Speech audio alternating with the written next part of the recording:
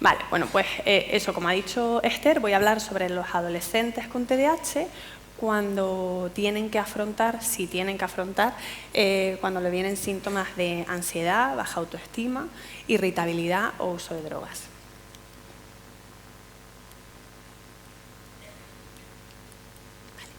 Esta es mi declaración de conflictos potenciales. Los honorarios de esta ponencia corren a cargo de Shire.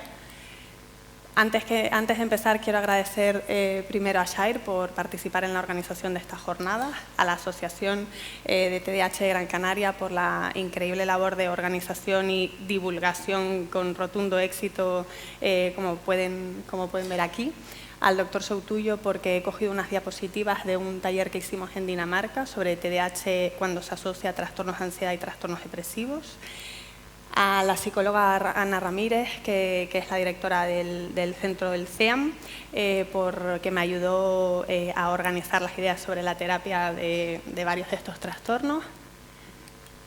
Y, por supuesto, a ustedes por venir, porque sin ustedes esto no tendría ningún sentido.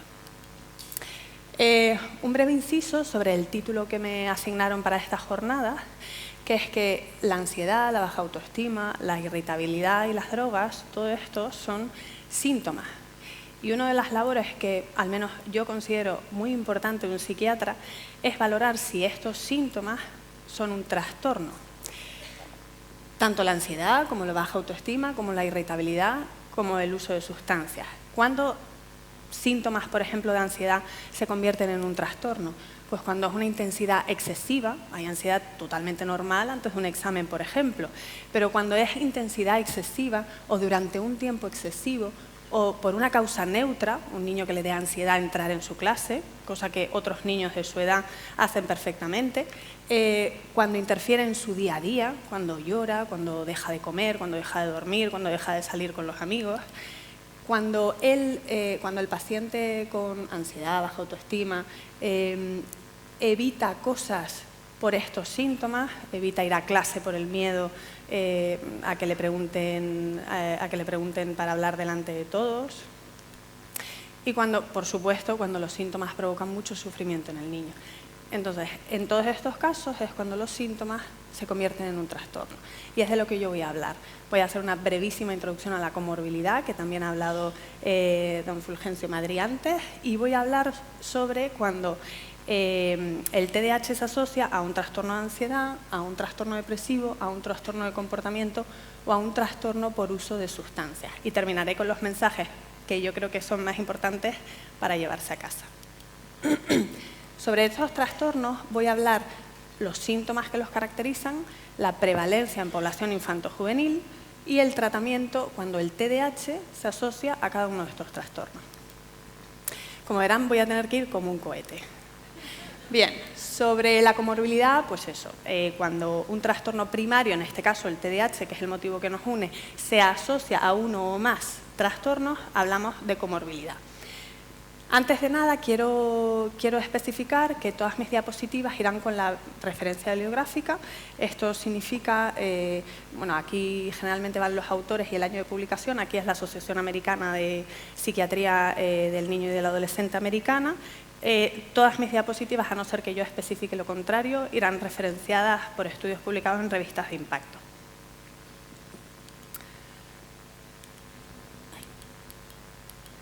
Vale, entonces, es importante diagnosticar la comorbilidad del TDAH porque aumenta el impacto negativo.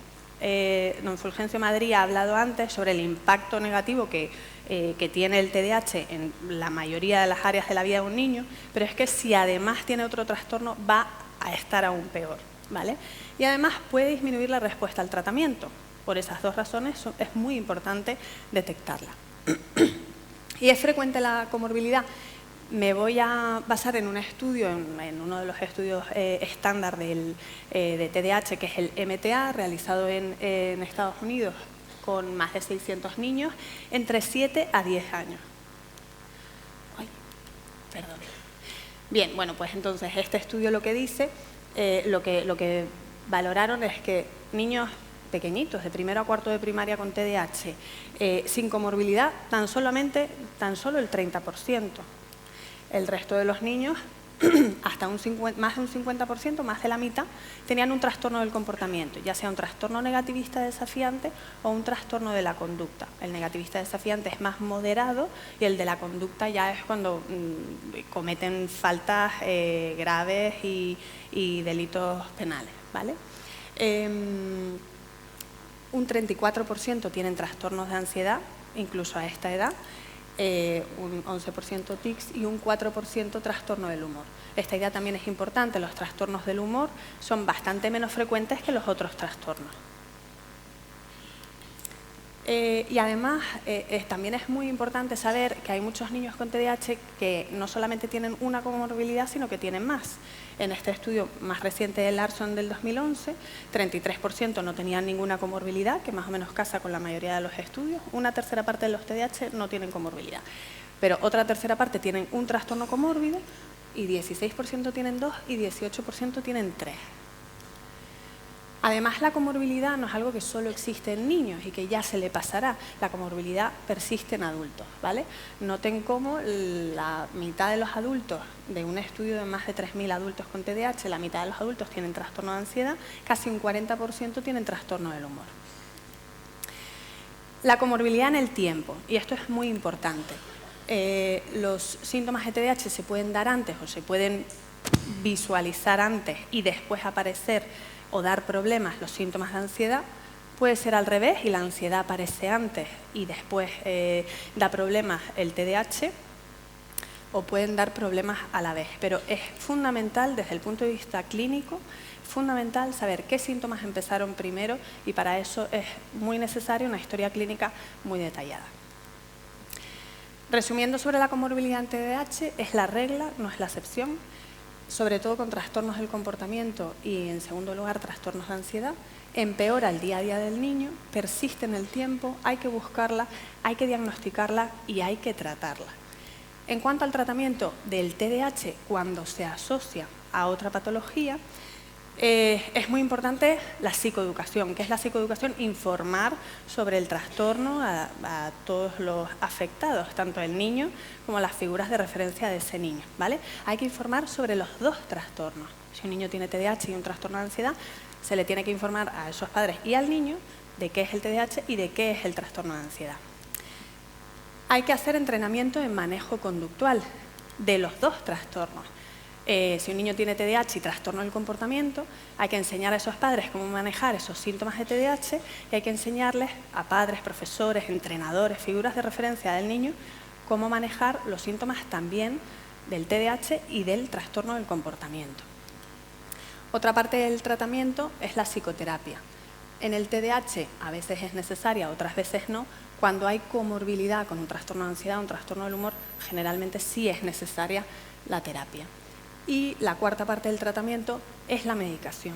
La medicación en el TDAH generalmente es necesaria y la medicación en la comorbilidad, cuando hay un trastorno de ansiedad, un trastorno depresivo, a veces sí y a veces no. El tratamiento, como se ha dicho antes, es un tratamiento multidisciplinar y es un tratamiento individualizado, ¿vale? Hay que ver el contexto de cada familia, de cada niño, en el contexto temporal incluso.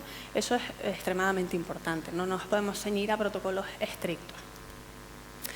Bien, sobre los trastornos de ansiedad, que es un tema que a mí me apasiona, entonces me voy a extender un poquito más en este trastorno. Los motivos de ansiedad en TDAH, pues se me ocurren varios.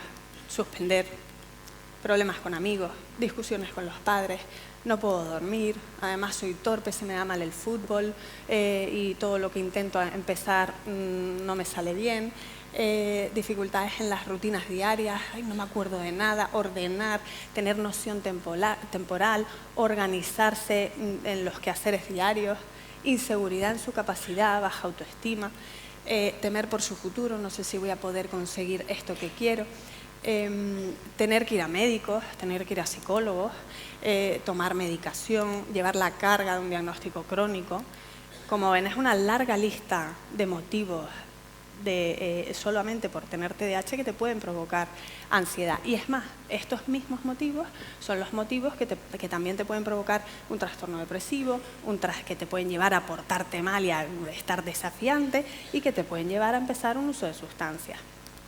Bien, aunque el TDAH se asocie a un trastorno comórbido y aunque haya una larga lista de motivos solamente por el TDAH que te puedan llevar a este tipo de trastornos, es verdad que no siempre el trastorno comórbido, depresión, ansiedad, trastorno del comportamiento, no siempre es consecuencia pura y dura del TDAH. Muchas veces, y esto sí es algo que han estudiado muchos psiquiatras, sobre todo en Estados Unidos, muchas veces son trastornos independientes. Bien, ¿cómo se manifiesta la ansiedad? Porque esto es algo que me ha extrañado mucho siempre, porque los padres te cuentan, bueno, pues mi niño tiene esto, esto y esto, y cuando yo le digo, es que eso es ansiedad, me dice, sí, y se sorprenden de que eso, pues, sí que sea un trastorno de ansiedad. Entonces, ¿cómo se manifiesta la ansiedad?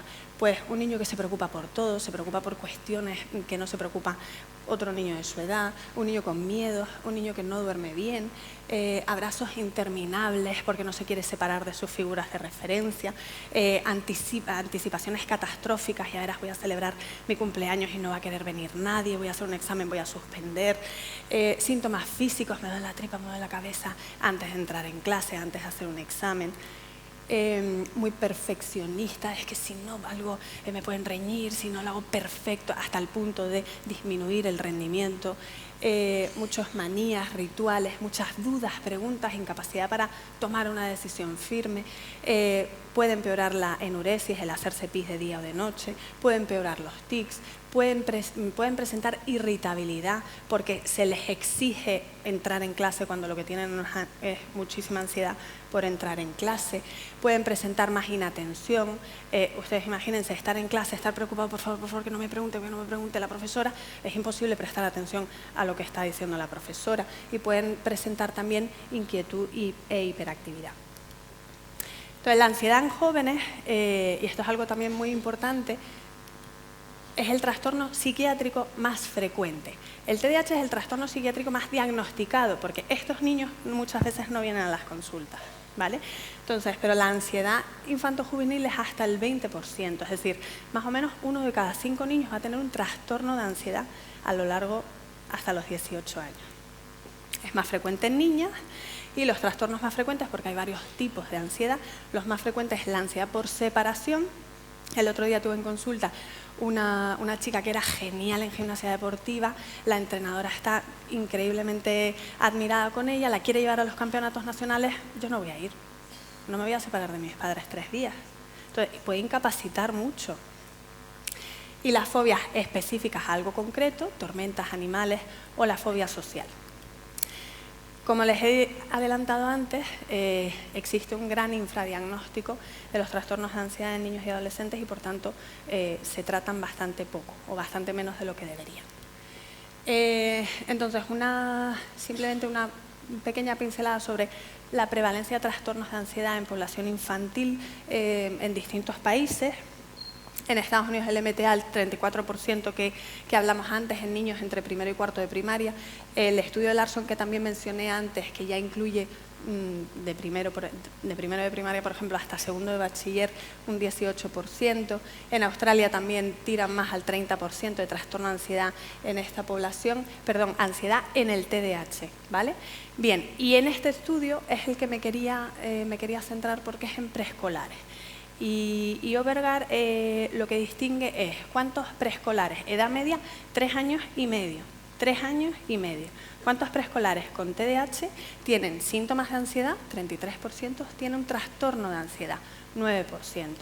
Pero es muy importante este estudio porque lo que nos indica es que la vulnerabilidad para tener ansiedad en el TDAH empieza súper pronto. Y es más, que la prevalencia, el patrón, la frecuencia, es muy similar a la prevalencia de trastornos de ansiedad en el TDAH también en edad escolar. Entonces, y es imposible que ese niño ya haya empezado a suspender, ya haya empezado a tener problemas en el fútbol, ese niño todavía no ha tenido grandes problemas por el TDAH, con lo cual la ansiedad y el TDAH, esto sugiere que la ansiedad y el TDAH son trastornos totalmente independientes, además de que hay otros estudios que sugieren que el curso de TDAH puede ir por un lado, bien o mal, y el curso de del trastorno de ansiedad puede ir por otro lado. Bien, la clínica, esto también es muy importante porque los otros trastornos comórbidos no afectan tanto, pero la clínica del TDAH, cuando se le asocia un trastorno de ansiedad, generalmente tiene similar inatención, similar hiperactividad, pero tiene mucha menos impulsividad, y es que la ansiedad frena esa impulsividad. Y a veces también se pasa el diagnóstico de TDAH porque como no tienen impulsividad, pero tenemos que tener en cuenta esto, ¿vale? Yo suelo decir, vemos impulsividad en la casa, porque a lo mejor en el colegio es donde están más inhibidos, más frenados, y en la casa, que los niños están mucho más tranquilos, si ahí demuestra impulsividad, entonces yo digo, bueno, pues sí que hay impulsividad, y en la clase o en otros entornos está frenada por la ansiedad. Bien, entonces el tratamiento cuando hay TDAH y además un trastorno de ansiedad. En los 4 escalones me voy a centrar en medicación y psicoterapia. Y este tema fue uno de los temas que tratamos en ese taller de Dinamarca que mencioné antes. Es muy importante porque ¿por dónde empezamos? Tratamos el TDAH, tratamos el trastorno de ansiedad. ¿Qué hacemos? Entonces, es imprescindible decir qué vamos a tratar primero. Y no se elige al tuntún. Porque lo que pasa es que no podemos empezar 2 medicaciones a la vez, ni podemos empezar 2 tipos de terapia a la vez. Tenemos que decidir qué tratar primero. Y para eso tenemos que elaborar nuestra hipótesis de qué es lo que ha pasado. Y por eso, de ahí la importancia de la historia clínica muy minuciosa, de ver qué comenzó primero. Los síntomas de ansiedad, los síntomas de TDAH, y cómo transcurrieron esos síntomas y qué discapacidad, qué interferencia en su día a día provocaban estos síntomas en el tiempo, ¿vale? Porque lo que nos tenemos que preguntar ¿es un trastorno claramente secundario, es decir, debido al otro? O sea, ¿es el trastorno de ansiedad debido a los problemas académicos, sociales, familiares que está teniendo el niño? Entonces está claro, tienes que tratar el trastorno, el que está causando todo, el trastorno primario. ¿O son trastornos independientes? Porque si son trastornos independientes, la ansiedad ha ido por un lado, el TDAH ha ido por otro. Si son trastornos independientes, lo que hay que hacer es tratar el trastorno más grave antes, lo que esté provocando más disfunción primero, y ya después el otro. Tratas el trastorno 1 y valoras qué queda del otro. ¿Queda lo mismo? Empiezas a tratar el segundo. ¿Hay menos y casi que está mejor porque era el primero el causante de todo? Pues ya no tratas el segundo trastorno. Bien, si se empieza por TDAH, en cuanto a la medicación, saben que la medicación de primera línea es metilfenidato y atomoxetina. Pues metilfenidato en los niños con TDAH y trastorno de ansiedad, que es muy frecuente, tenemos que tener cuidado porque los primeros estudios, los estudios más antiguos, nos decían que estos niños, por tener la ansiedad asociada, toleraban peor el metilfenidato y tenían más efectos secundarios. Pero los estudios más actuales lo que nos dicen es que estos niños, aunque tengan ansiedad, toleran igual y no tienen efectos secundarios más marcados. Entonces, lo que ahora los consensos, las guías clínicas aseguran que en estos niños el metilfenidato no aumenta la ansiedad, no provoca efectos secundarios diferentes a los otros niños que solamente tienen TDAH. Vale, puedes empezar metilfenidato en un niño con TDAH y que además tiene un trastorno de ansiedad. Pero yo como clínica voy a tener los ojos bien abiertos y yo suelo advertir a los padres porque el metilfenidato puede empeorar la ansiedad. ¿Por qué? Una posibilidad es porque está en el prospecto, que es un efecto secundario del metilfenidato, aumentar la ansiedad. Pero otra razón, que es la que yo creo que es la más frecuente, es que si son niños miedosos y el metilfenidato les hace estar más atentos, van a estar más atentos a tu cara, a ese movimiento, a esa sombra, a más potenciales peligros. Con lo cual, el metilfenidato no está aumentando la ansiedad, está aumentando tu atención a lo que tú consideras que son potenciales peligros, ¿vale? Pero es verdad que es lo que perciben los padres. Oye, está más nervioso, está más miedoso, está más preocupón. Bien, el metilfenidato puede dejar igual la ansiedad. Empiezo a tratar el TDAH porque es lo más grave, mejora mucho el TDAH y sigue igual de la ansiedad. Eso es, de hecho, es de lo más frecuente porque ansiedad y TDAH lo más frecuente es que sean trastornos independientes y el metilfenidato puede mejorar la ansiedad. cuando la ansiedad se debía a problemas relacionados con el TDAH. Tratas el TDAH, que era el causante de toda esa ansiedad, y mejora mucho la ansiedad. Bien, entonces la atomoxetina en TDAH, en niños con TDAH y trastorno de ansiedad, es un poquito menos efectiva para el TDAH que el metilfenidato, pero lo que los estudios sugieren es que puede mejorar también la ansiedad. Bien, y si se empieza por la ansiedad, entonces la terapia siempre, un niño con síntomas marcados de ansiedad o con un trastorno de ansiedad, siempre necesita terapia. Y la terapia cognitivo-conductual es la más efectiva y es la más estudiada. Y la medicación, que también hablaremos ahora, puede ser también necesaria. Sobre la terapia cognitivo-conductual para la ansiedad, pues podría dar una ponencia de 1 hora y además yo no sería la más indicada, pero voy a dar 2 pinceladas, ¿vale? Y es, los métodos de terapia cognitivo-conductual en la ansiedad más utilizados son técnicas de relajación, que se le enseñaría en la consulta para aplicar en las situaciones en las que tú estás más nervioso, modelado, donde la terapeuta te dice explícitamente lo que tienes que hacer en esa situación que a ti te provoca ansiedad, por ejemplo, leer en público en tu clase.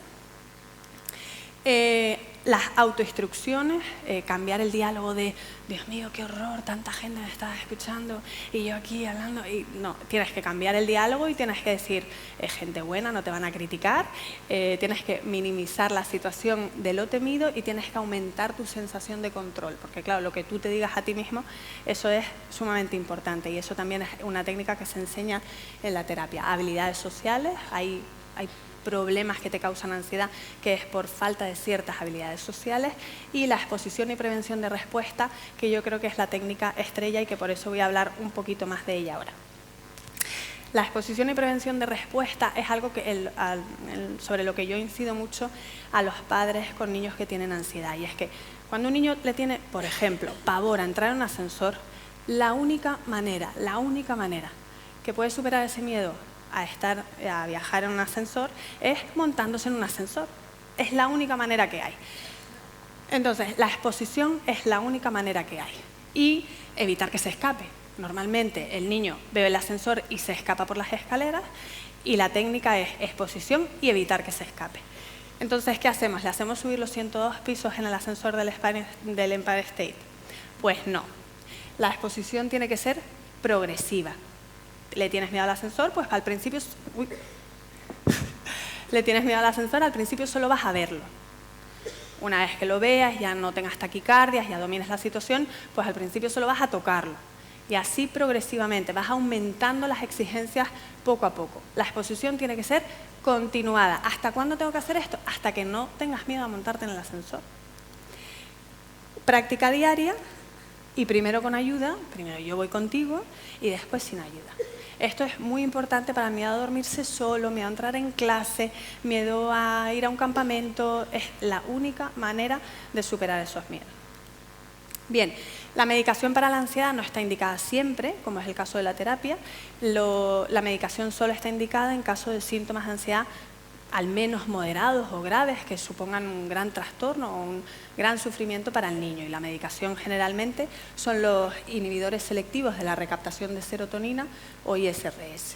Se pueden combinar con metilfenidato y atomoxetina perfectamente. Si tú tratas el TDAH por ser el más grave y una vez tratado el TDAH siguen persistiendo marcados síntomas de ansiedad, puedes además añadir un ISRS sin ningún problema. Sobre los trastornos depresivos, breve pincelada sobre los síntomas. Un niño, un adolescente deprimido, es un niño que está triste, irritable, sobre todo en niños, apático, anedonia, hace las cosas pero no las disfruta, tiende más al llanto, pierde intereses, antes iba al fútbol, antes iba al cine, deja de ir, se siente culpable, se siente inútil, se siente solo, baja autoestima, desesperanza, no voy a salir de esta situación, aplanamiento afectivo, ni las cosas alegres le alegran ni las cosas tristes le entristecen tanto. Además puede tener menos energía, estar cansado, le puede afectar al apetito con pérdida de peso, le puede afectar el sueño, están como más lentos, ¿vale? Pueden tener molestias físicas inespecíficas, me duelen las piernas, me duele la espalda. la voz monótona, la cara triste, y en los adolescentes puede tener afectado el deseo sexual.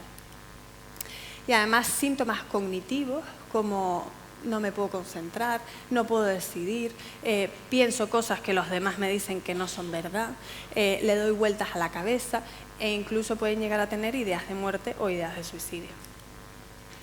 La prevalencia, como ya dije antes, es bastante menor que los trastornos de ansiedad o los trastornos de comportamiento, un 2% en niños de primaria, y la prevalencia de ahí va aumentando con la edad hasta el 15% en los adolescentes más mayores.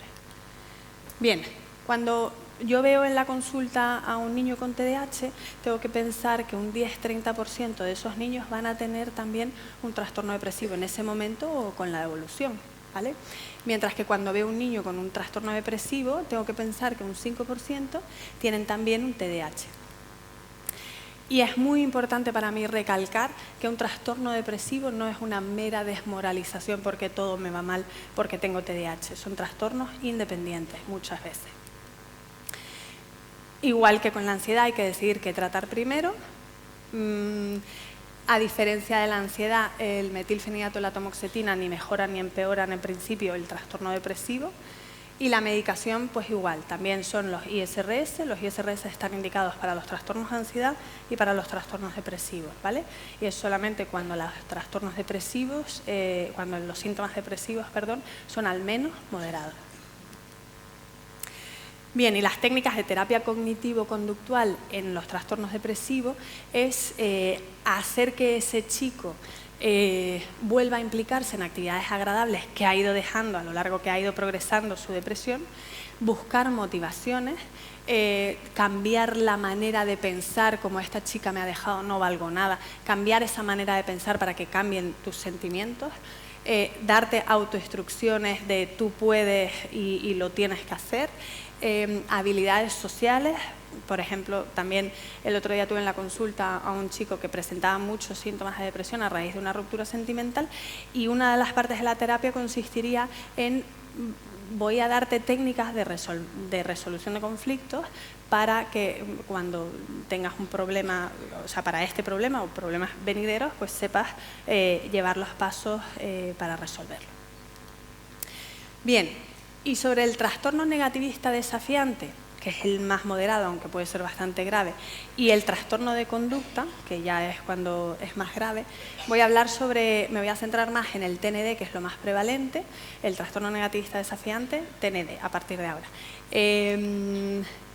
Son chicos que pierden los estribos, que se muestran hostiles, que discuten con adultos, que están oposicionistas, que desafían, que los padres me dicen es que está como retador, como echándome un pulso constantemente, que culpa a otros de cosas que ha hecho él, que es fácil de molestar, de enfadar, que es rencoroso, vengativo, que molesta adrede, hace cosas sabiendo que al otro le molesta adrede, siempre está, o casi siempre está enfadado, resentido, me suelen decir los padres, está enfadado con el mundo, ¿vale?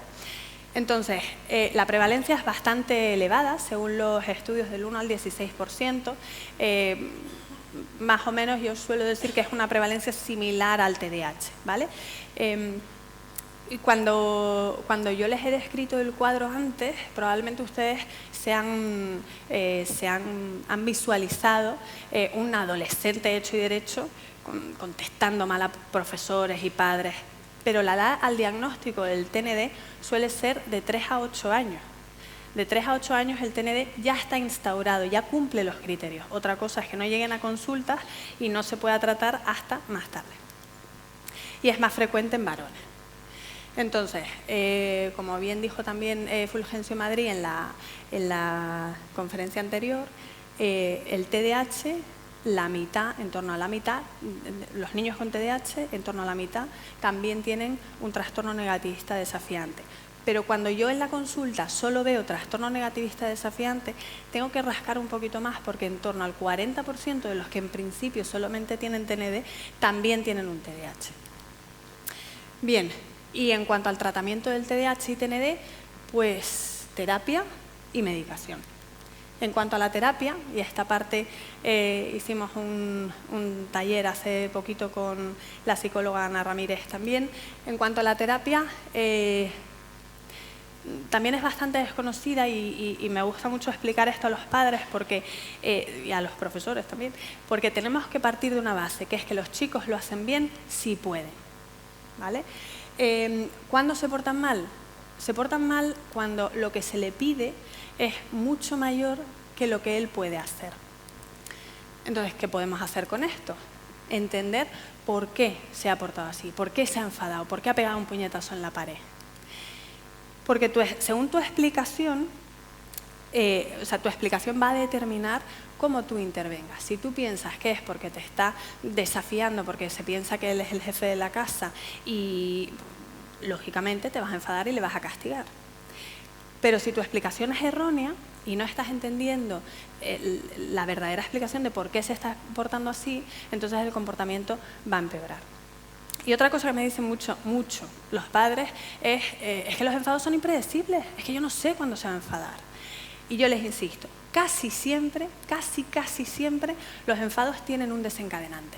Otra cosa es que tú no lo hayas notado, que para ti no haya sido un problema, o que para ti haya sido un problema menor y que su reacción haya sido totalmente desproporcionada. Pero es muy importante averiguar para el chico cuál ha sido el desencadenante de ese comportamiento. Todos estos principios están sacados de un programa que es el problema para resolver los conflictos de manera colaboradora del psicólogo Ross Greene de la Universidad de Harvard, donde el programa tiene 3 principios fundamentales. Uno, que hay que elegir las batallas.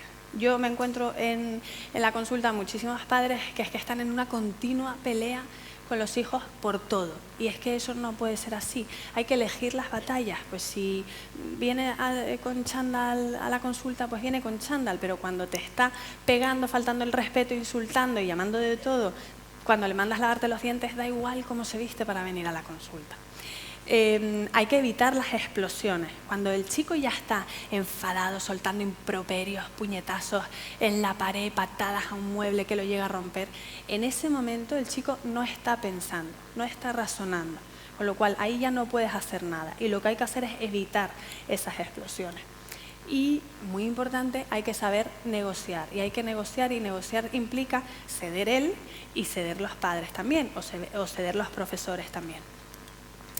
Les recomiendo, si tienen un niño con síntomas de trastorno del comportamiento o un alumno con síntomas de TND, les recomiendo El niño explosivo, que es el libro donde este psicólogo explica cómo llevar a cabo este programa en casa. Y para el colegio, Lost at School, todavía no tiene la traducción en español para los profesores. Bien. Entonces, como les dije antes, es súper importante entender por qué se ha portado así, ¿vale?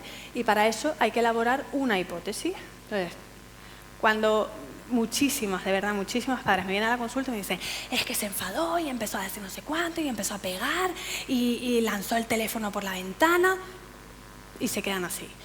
Entonces yo les digo, ¿vale? ¿Y qué pasó antes? Imagínense, una profesora le preguntó y se quedan ahí. Y yo les digo, ¿y por qué se enfadó? ¿Qué dificultad tuvo el chico que, en vez de responder tranquilamente a la profesora, empezó a hacer eso? Pues no se lo sabía y tenía miedo al ridículo. Y ahí es donde hay que actuar.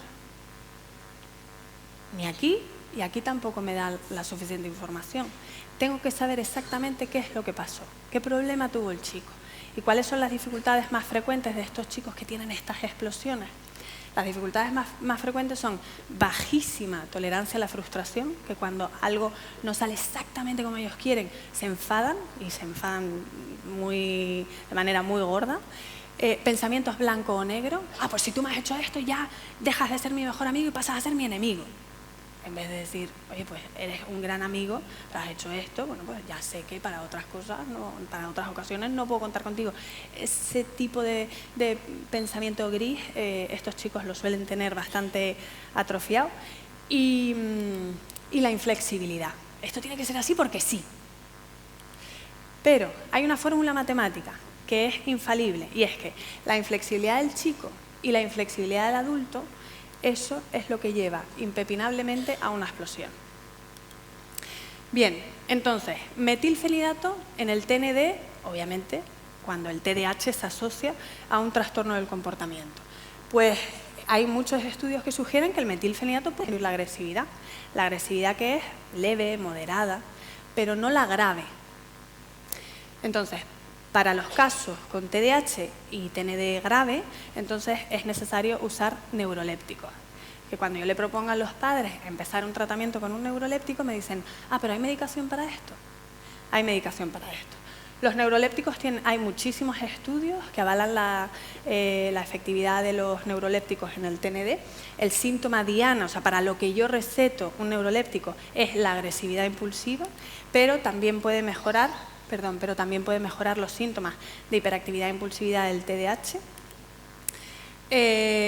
Hay muchos estudios que demuestran que son efectivos, que son bien tolerados.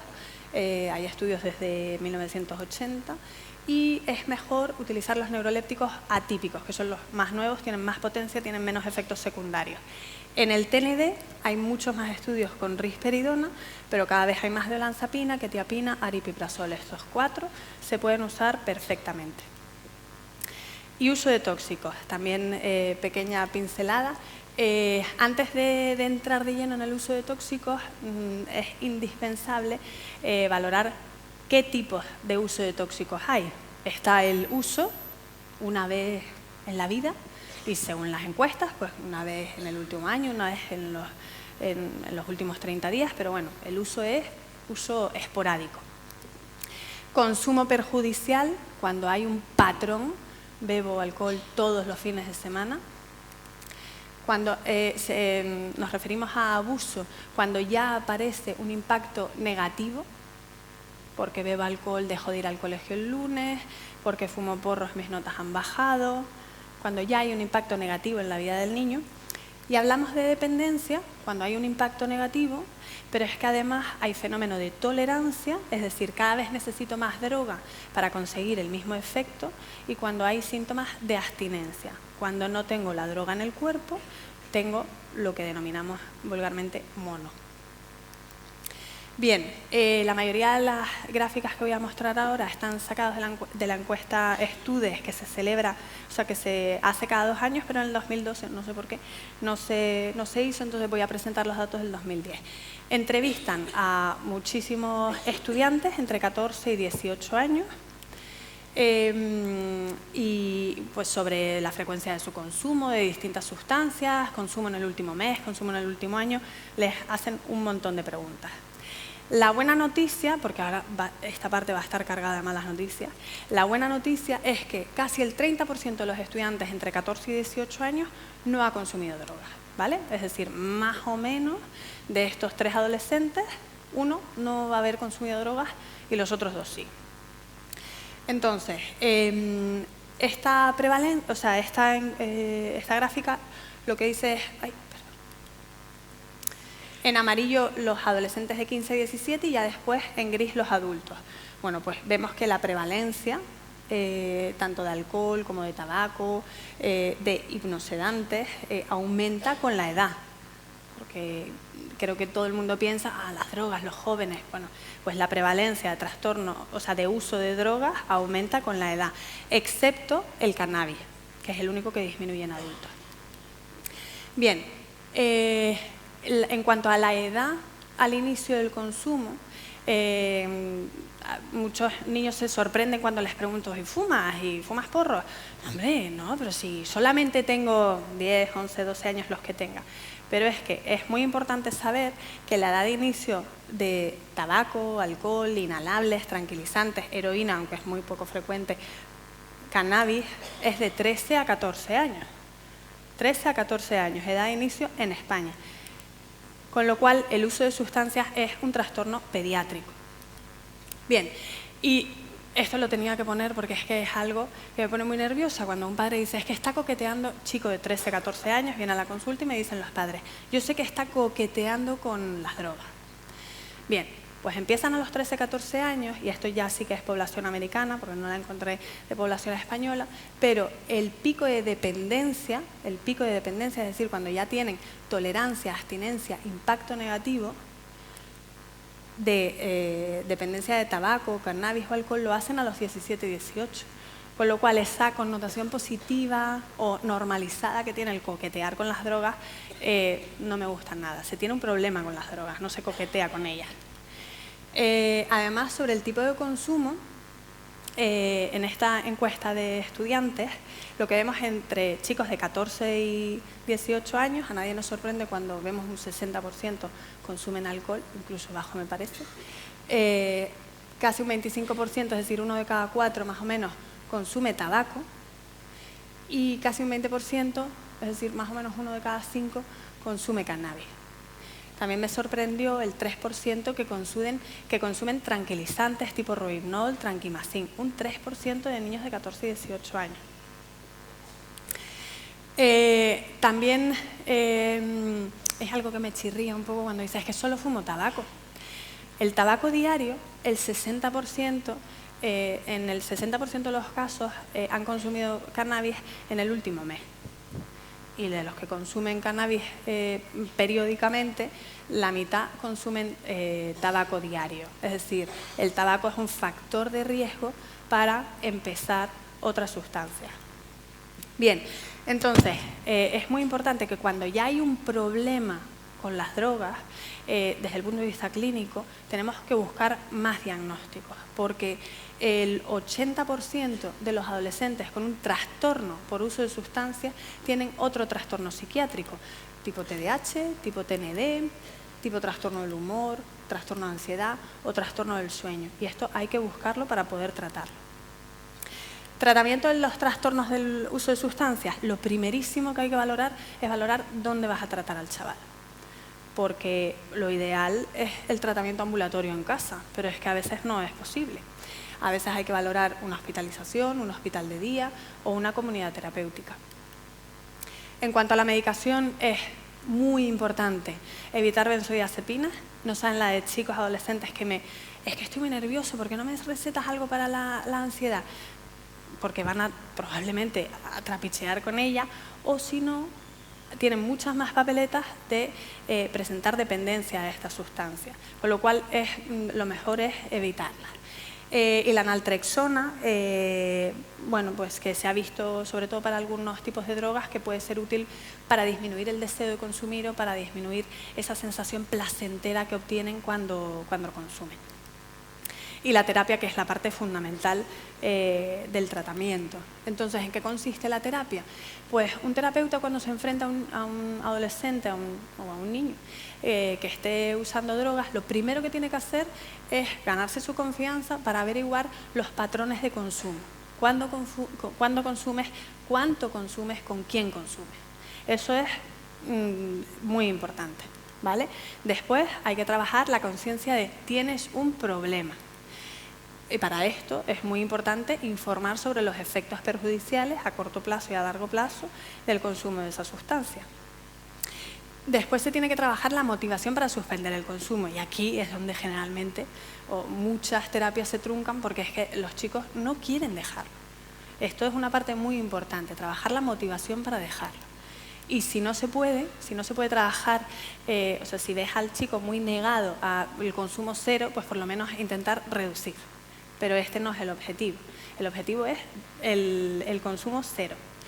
Después tienes que identificar los factores protectores. Oye, este chico se lleva súper bien con su familia, tiene una novia que no consume, tiene algunos amigos que no consumen, le importan mucho los estudios. Averiguar todos los factores que estén contribuyendo positivamente para que lo deje. Fomentar las conductas que son incompatibles con el consumo, como por ejemplo un deporte en el que tiene que participar en el partido de fútbol sábado por la mañana, no puede trasnochar. Bueno, pues eso hay que fomentarlo muchísimo. Evitar contacto con los amigos que consumen, análisis de tóxicos en orina cada 3-4 semanas y premios cuando la analítica dé negativo. Entrenar a los coterapeutas, ya sean padres, profesores, a cómo manejar las distintas contingencias. Pero es verdad que todavía es más efectivo prevenir el consumo que tratarlo cuando ya está instaurado. En cuanto a las conclusiones, los mensajes para llevarse a casa es que la comorbilidad es la regla, no es la excepción, que el TDAH se puede asociar a los trastornos de comportamiento, trastornos de ansiedad, trastornos depresivos y uso de sustancias, que es importante tratar el TDAH y tratar la comorbilidad. Primero tratar el trastorno primario, el causante, o si no el más grave, después valorar cómo ha ido el segundo trastorno. Indispensable es la psicoeducación, la información sobre los trastornos que presenta y el entrenamiento en manejo conductual, y generalmente también son necesarias la terapia y la medicación.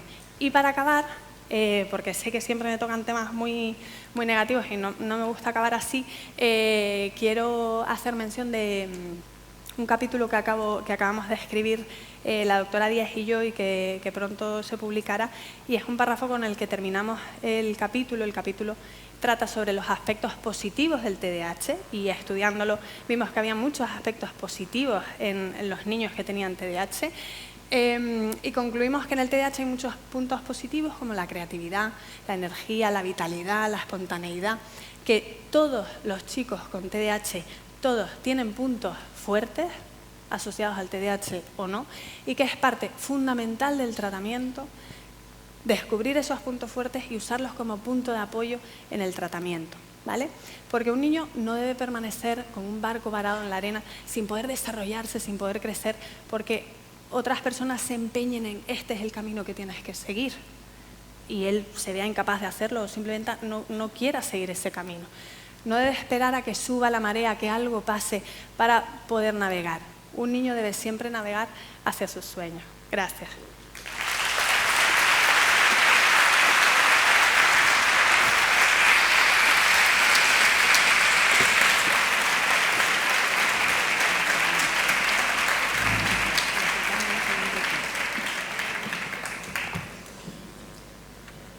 Bueno, vamos, gracias Ana. Te voy a trasladar algunas de las preguntas. No tenemos mucho tiempo y vamos a ir al café luego. Una de las preguntas dice, ¿dónde acudimos? Es muy dura. ¿Dónde acudimos si somos adultos y pensamos que podemos ser TDAH? A un psiquiatra de adultos que conozca el TDAH y que conozca cómo tratarlo. No todos son así, no todos saben que es necesario tratar, y no solamente la comorbilidad, que es generalmente el motivo de consulta, trastornos de ansiedad, trastorno del humor, con lo que se presentan en la consulta del psiquiatra, pero es imprescindible ir a un buen psiquiatra. Desgraciadamente, el tratamiento que recibas depende mucho de la puerta en la que toques. Entonces, hasta que esto no esté más protocolizado, asegurarse que la figura a la que vayan sepa de qué están hablando. Otra es, ¿qué diferencia hay entre el metilfenidato y los neurolépticos?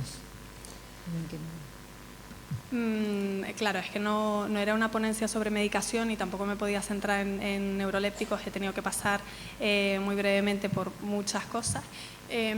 Metilfenidato es un inhibidor del transportador de la dopamina. Lo que hace es aumentar la disponibilidad, no la ingresa externamente como una insulina en una diabetes, que tú metes insulina en el cuerpo del diabético, sino que aumenta la disponibilidad de la dopamina ya presente en ese cerebro, que como que no la permite descansar y la hace trabajar todo el tiempo. Este mecanismo de acción es totalmente diferente a lo de los neurolépticos, tipo risperidona, tipo quetiapina, que actúan en otras zonas también por el mecanismo de la dopamina, pero es otro mecanismo totalmente diferente. De hecho, en un TDAH sin síntomas de alteración del comportamiento no estarían indicados los neurolépticos. Gracias, Ana. Y por último, alguien que pregunta si un niño con síndrome de Down puede tener TDAH. Sí, un niño con síndrome de Down puede tener TDAH. De hecho, en esta población es una prevalencia mayor que en población sin síndrome de Down. Bueno, muchas gracias, Ana.